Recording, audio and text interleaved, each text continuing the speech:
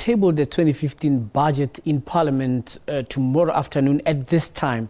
And it's not expected to be an easy task for the minister, considering the country's current economic climate and subdued growth.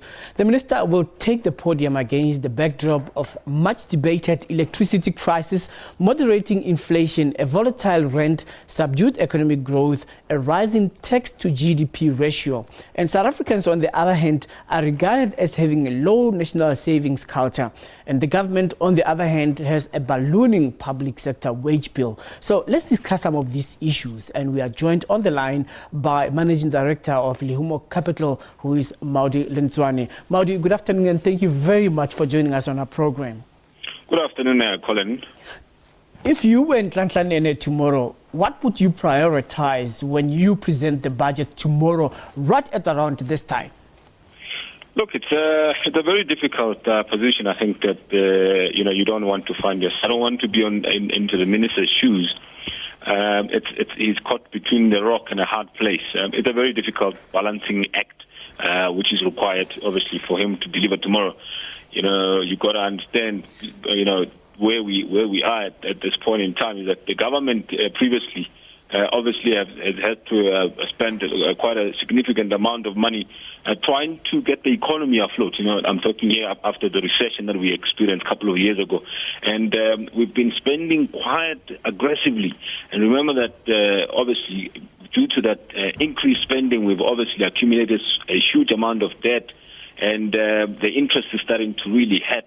And now you've got the rating agencies also coming through and saying that debt needs to be reduced or we risk being downgraded. So I think it's a very tight corner, and I must agree with many commentators that I think the only corner for him to actually really go is to try and ensure that spending is kept and obviously try and look elsewhere for some extra revenue.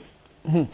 How can we say this coming budget is going to reassure South Africans and business that we are on point with dealing with the current problem that we have with Eskom and its ability to overcome its current electricity generation challenge?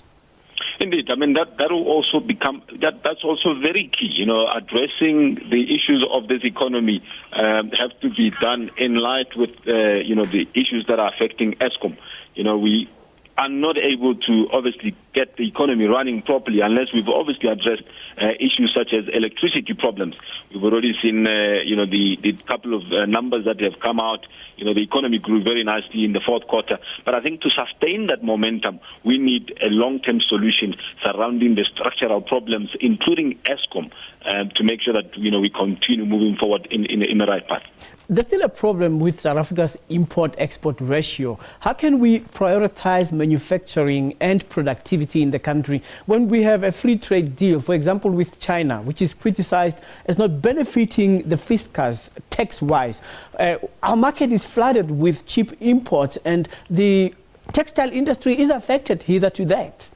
Indeed. I think, while one wants to almost go into the space where you don't really want to go into a space where you're having to protect, to introduce the protectionism per se. But I think there is probably a need for that, for us to try and, introduce some import tariffs to try and keep all those cheap goods coming from abroad, from China and the likes, to try and really support the local industries, which obviously do need a bit of protection indeed to try and sustain themselves and grow significantly against all those cheap, goods from China and other parts of the world.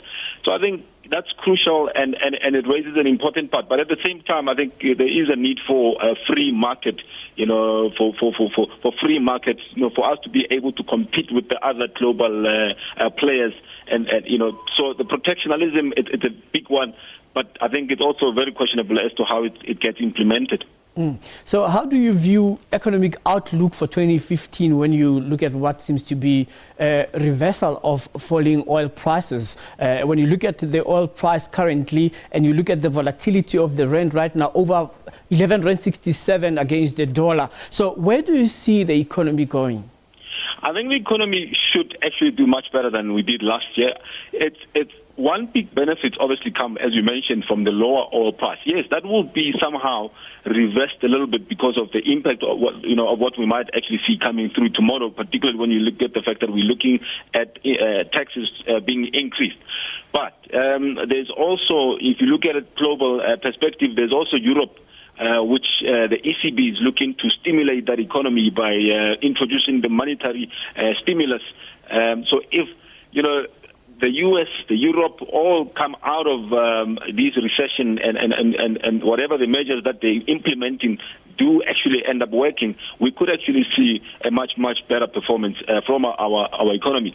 We recall that we are the biggest trading partner, it's Europe. So we do need those countries as well. It's not only the South African problems, but these are the issues that are also arising from the other countries as well. So we need Europe to get their house in order, so that we are actually also able to do well, because this is our biggest trading partner. But of course, there are some local domestic challenges that we have, and to mention those domestic challenges, we're talking about Eskom here.